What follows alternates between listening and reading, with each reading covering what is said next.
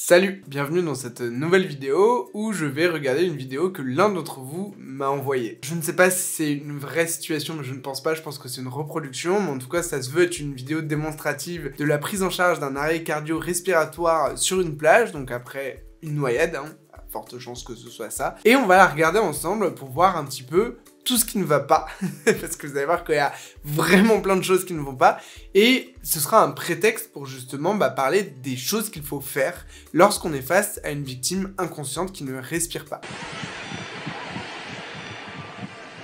A man's found floating, lifeless in the surf. Alors je suis désolé pour la qualité dégueulasse. Ok, donc là déjà la personne elle est sur le ventre. Ouais. La première chose à faire, c'est de la retourner sur le dos, absolument, surtout quand on est au bord d'une plage, on sait que la cause c'est une noyade. Hiro Ono, an English language student from Tokyo. Alors, déplacer la victime, toujours se mettre en lieu sûr pour pratiquer une réanimation, oui. Après, là, en l'occurrence, il fallait juste la remonter un petit peu. Bon, sauf si justement il y a l'utilisation du défibrillateur, où là, pour le coup, il faut être à l'écart de l'eau. Donc, on va dire que ça, c'est pas trop mal, mais il faut que ce soit fait très rapidement. No one knows what's happened to him or how long he's been in the water. Là, le problème, c'est que ça fait déjà 10 secondes. Il y a énormément de personnes autour de la victime. Pour la porter, c'est bien. Mais pour l'instant, il n'y a aucun geste qui est fait. À part l'évacuer, la mettre ailleurs, il n'y a absolument rien qui est fait.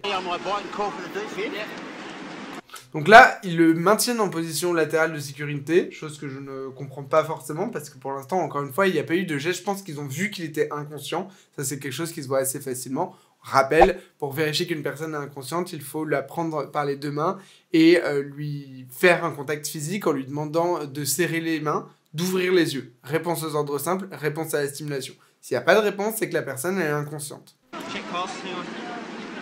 Là. Hoppo can't detect a pulse. Donc, le pouls. Alors, je sais pas qui est en train de regarder le pouls. Ah oui, voilà.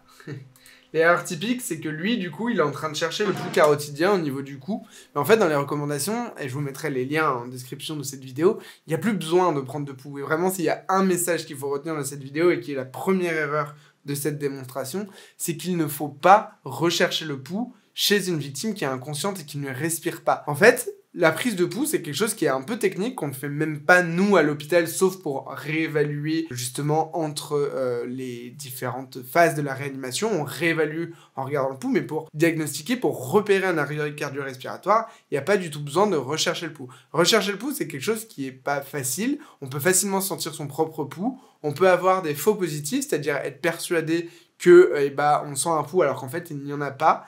Et encore une fois, quand on a peur et qu'on a envie de se raccrocher en se disant « Mais non, il a son cœur qui bat, non, on va pas pratiquer de réanimation cardio-pulmonaire, non, c'est pas possible, il n'est pas en arrêt cardiaque », on va se raccrocher et s'auto-persuader, ce qu'on appelle le biais de confirmation, s'auto-persuader qu'en fait il y a un cœur alors qu'il n'y en a pas. Donc vraiment, la prise de pouls, ça a été prouvé. C'est un retard dans la prise en charge, un retard dans les gestes de secours. Il peut y avoir des faux négatifs, donc à la rigueur, on va regarder la respiration et le pouls en même temps si ça nous amuse, mais vraiment, c'est la respiration qui prime. On a regardé si la personne elle est inconsciente. Maintenant, il faut vérifier sa respiration spontanée efficace pendant 10 secondes, soit avec la main, soit avec l'oreille, voir, écouter, sentir. On regarde si le torse se soulève, on regarde s'il y a un souffle qui arrive sur la main ou au niveau de l'oreille, et on écoute voir s'il y a un son. Attention, les gasps ne comptent pas. Il faut qu'il y ait plus de 2 mouvements pendant les 10 secondes. Il faut voir que le thorax se soulève bien, sinon c'est ce qu'on appelle des gasps. Si jamais la personne est inconsciente et qu'elle ne respire pas de manière spontanée et efficace, c'est qu'elle est en arrêt cardio-respiratoire. Et dans ces cas-là, ça ne sert à strictement à rien de rechercher le pouls. He's not breathing. Voilà, là il considère qu'il est cliniquement mort, mais pour l'instant, il n'y a rien qui est fait. The boys must get his heart beating again and air into his lungs. Donc, ça c'est pas mal. C'est un truc qui est très bien fait pour le coup dans la vidéo, c'est que un noyé, dans la prise en charge d'une personne qui est en arrêt cardio-respiratoire à cause d'une noyade, on va commencer la réanimation cardio-pulmonaire par 5 insufflations starter au masque bas-vue, comme là ils ont actuellement, relié à une bouteille d'oxygène. Pourquoi on fait ça? Parce que là, la personne s'est noyée, donc son arrêt cardiaque, il est d'origine hypoxique. À cause de l'eau qui bloquait l'oxygénation des poumons, l'oxygène dans le sang a fini par diminuer de manière drastique, et ça a fini par désamorcer la pompe cardiaque. Donc la priorité, c'est de lui redonner de l'oxygène. C'est exactement comme pour un enfant. Un enfant, on commencera par les 5 insufflations starter, justement parce que l'arrêt cardiaque chez l'enfant est surtout chez le très jeune enfant, sera quasi majoritairement d'origine hypoxique, donc par manque d'oxygène. Donc là, c'est très bien, on commence par les 5 insufflations. It's a male, about 20 years old. They got him on the bag now. I'll get back to you in the morning. Ok, donc là c'est bien. With the defibrillator. Ils amènent le défibrillateur rapidement. Chez un adulte, c'est la première chose à faire, en fait, parce que si jamais il a un rythme choquable, c'est ça qui va lui permettre de le réanimer. S'il y a encore des artefacts électriques, une activité électrique cardiaque résiduelle, dans ces cas-là, on va délivrer un choc pour essayer de resynchroniser et faire repartir le cœur. Ça ne servira à rien de délivrer un choc sur une ligne qui est plate, ce qu'on appelle une asystolie. Mais ça, c'est le défibrillateur qui va le détecter tout seul. Corey starts CPR. 1, 2, 4, 4, Est-ce qu'il y a quelque chose qui vous choque? On va le remettre un tout petit peu en arrière. 3, 4, 4, 6, 7, Regardez le massage cardiaque le moins efficace du 2, monde. 3, 4. Pourquoi il n'est pas efficace? Tout simplement parce qu'il est trop lent, la fréquence est 100 à 120 par minute. Les coudes, il faut bien les verrouiller, là on voit qu'il bouge un petit peu les coudes et tout, c'est pas bien, c'est les coudes verrouillés, le buste bien droit, et c'est le poids du corps qui vient s'enfoncer au niveau du thorax. Et là, il enfonce pas du tout assez, on dit que c'est 5 à 6 cm de profondeur pour les compressions, là il lui effleure le sternum, ça ne fait rien du tout. 7, 8, 9, 10, 11. Jamais interrompre les compressions thoraciques pendant qu'on pose le défibrillateur. Donc là, c'est très bien, il y a eu les 5 insufflations, les compressions thoraciques sont arrivées assez vite, mais les compressions thoraciques sont pas du tout efficaces, mais une fois qu'on a débuté les compressions thoraciques, on fait 30 compressions, 2 insufflations, 30 compressions, 2 insufflations, rien, à part au moment de l'analyse, ne doit interrompre les compressions thoraciques. Faut jamais s'arrêter, et on peut poser les patchs pendant qu'on fait les compressions thoraciques. Là, en l'occurrence, il y a eu un arrêt des compressions thoraciques, donc un arrêt de la circulation du sang. C'est pas bon du tout. Comptez combien de temps ils vont mettre pour reprendre les compressions thoraciques. 2. The machine reads Tucker's vital signs. Do not touch patient. Analyzing rhythm.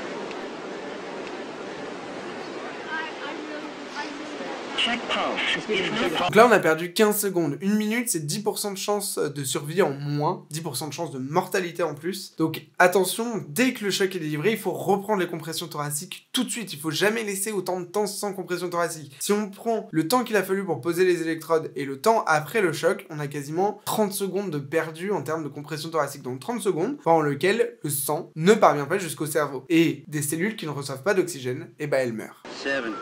The machine needs time to establish whether he has any heart rhythm. Stand clear. Do not touch patient. Analyzing rhythm. Là, on voit par exemple qu'il a des petits mouvements. En fait, il a des mouvements de gasp un peu, je pense. Là, ce qui correspond quand il tire la langue, c'est que c'est pas une respiration spontanée. Tucker's had 2 shocks. He's in spasm. Voilà. Patients rarely survive if they need more than 3 shocks. Tucker's been clinically dead for at least 4.5 minutes. Donc là, pareil, trop de temps où il se passe rien, trop de temps une analyse, ça ne dure pas aussi longtemps que ça. Do not touch patient. Analyzing rhythm. Il faut reprendre tout de suite. Finally had an effect. Not touch patient. Analyzing rhythm. Almost shock again. It's getting stronger. Take a good pulse. Ok, bon, donc là, après, je ne sais pas si c'est simulé ou non, mais effectivement, il reprend une conscience après. Donc effectivement, alors le message de fin, j'aime beaucoup parce que oui, l'arrêt cardiaque n'est pas une facilité, il y a des gestes qu'on peut faire pour justement sauver quelqu'un, mais il faut les faire de manière correcte. On reprend la chronologie. Quand il y a une personne qui semble inconsciente, on vérifie sa conscience. Si la personne est inconsciente, on vérifie sa respiration.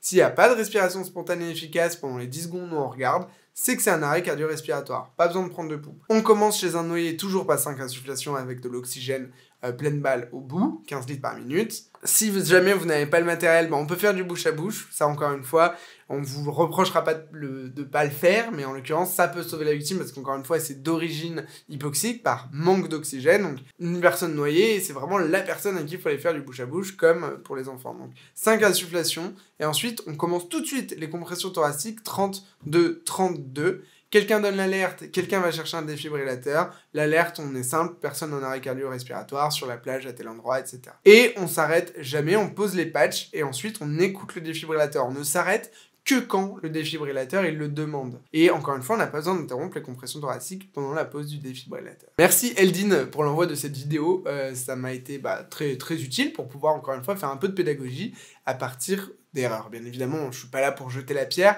mais c'est toujours utile de se servir de petits détails qui ne vont pas, en l'occurrence de gros détails qui ne vont pas, pour faire de la pédagogie et rappeler les bonnes pratiques. Si cette vidéo t'a plu, n'hésite pas à mettre un commentaire, à mettre le petit pouce bleu et surtout à t'abonner à la chaîne. Et moi je vous dis à la prochaine, salut! I'm in a big house with people I